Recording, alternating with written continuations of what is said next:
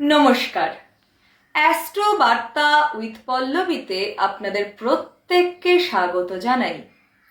আমি পল্লবী। আশা করি আপনারা প্রত্যেকে খুব ভালো আছেন। আজ আমি কথা বলবো নবম ভাব বা 9th হাউস প্রসঙ্গে।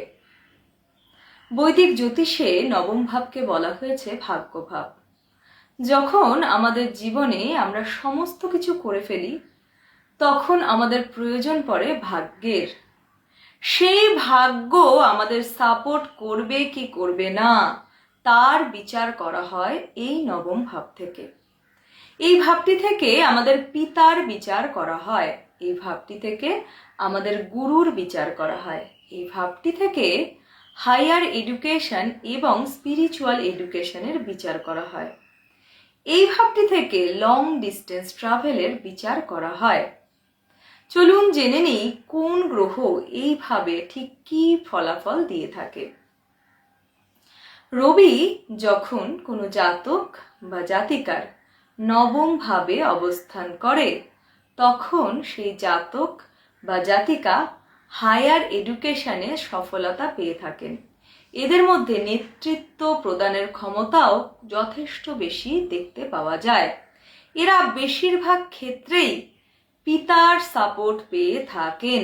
তবে রবি যদি কোনোভাবে অ্যাফ্লিক্টেড হয়ে থাকে, সেই ক্ষেত্রে এদের পিতার সাথে মত পার্থক্য ঘটতেও দেখতে পাওয়া যায়।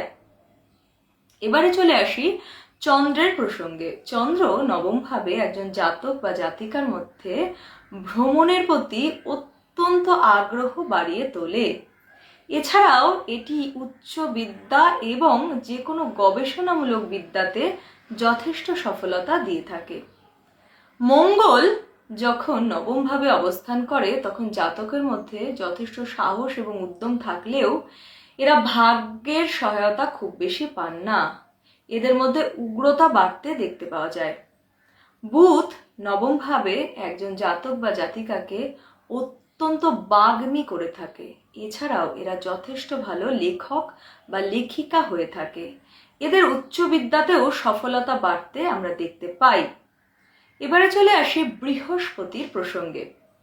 ন্যাচারাল কালপুরুষে নবম ভাব ধনু রাশির ঘর। ধনু রাশির অধিপতি বৃহস্পতি। বৃহস্পতি নবম ভাবে অবস্থান করলে জাতক বা জাতিকা অত্যন্ত জ্ঞানী এবং আধ্যাত্মিক হয়ে থাকেন। এরা যথেষ্ট ভালো গুরু পেয়ে থাকেন জীবনে এবং এদের উচ্চ বিদ্যাতে সফলতা বাড়তে দেখতে পাওয়া যায়। এছাড়াও এরা ভাগ্যের সহায়তা পেয়ে থাকেন। এবারে চলে আসি শুক্রের প্রসঙ্গে। নবম ভাবে শুক্রের অবস্থান একজন জাতক বা জাতিকাকে আর্ট অ্যান্ড কালচারের প্রতি যথেষ্ট আগ্রহী করে থাকে। এছাড়াও এরা পিতার কাছ থেকে যথেষ্ট বিলাসবহুল জীবন পেয়ে থাকেন। নবমে শনিদেবের অবস্থান একজন জাতক বা জাতিকাকে স্ট্রাগলের মধ্য দিয়ে ভাগ্যোন্নতি ঘটায় এবং একবার যখন এদের ভাগ্যের চাবি খুলে যায়, তখন এদের সফলতা আর কেউ আটকাতে পারেন না।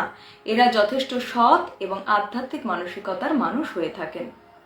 রাহু নবমভাবে অবস্থান করলে জাতক বা জাতিকার ধর্মের প্রতি আনকনভেনশনাল অ্যাপ্রোচ বাড়তে দেখতে পাওয়া যায়। তবে এটি বিদেশ যাত্রা এবং বিদেশে বসবাসের জন্য একটি অত্যন্ত ভালো প্লেসমেন্ট। কেতু নবমভাবে অবস্থান করলে জাতক বা জাতিকাকে আধ্যাত্মিকতার অত্যন্ত গভীরে প্রবেশ করতে সহায়তা করে। এবারে চলে আসি রেমেডির প্রসঙ্গে। আপনি যদি নবম ভাবের সুফল পেতে চান, সেই ক্ষেত্রে আপনি প্রত্যেক দিন সূর্যদেবকে অর্ঘ্য প্রদান করুন। প্রত্যেক বৃহস্পতিবার অসহায় দরিদ্র মানুষের মধ্যে অন্ন, বস্ত্র এবং পুস্তক বা বই দান করুন। এছাড়াও নিজের পিতা এবং পিতৃস্থানীয় ব্যক্তিদের সেবা করুন, তাদের সাথে সুসম্পর্ক বজায় রাখুন। ভালো থাকুন, সুস্থ থাকুন, আনন্দে থাকুন।